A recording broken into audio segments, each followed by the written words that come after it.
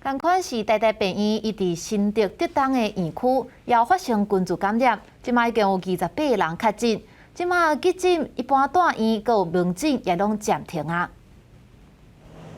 病院外口打出停止挂号的告示，新竹台大分院竹东院区内底爆发病人甲看护的群组感染，自开始到今，人数来到28人。病院宣布暂停急诊甲门诊，也袂使收治新的病人。我们是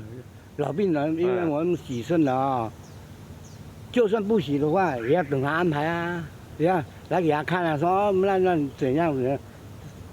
这打算不能不洗啊。县政府要求自今日开始，所有的病院病患干来会使出来，不准入去。相关措施必须执行到病院最后一个感染个案发病了的第21天，无搁再增加确诊为止。我们也不准他在2个月内继续收留这些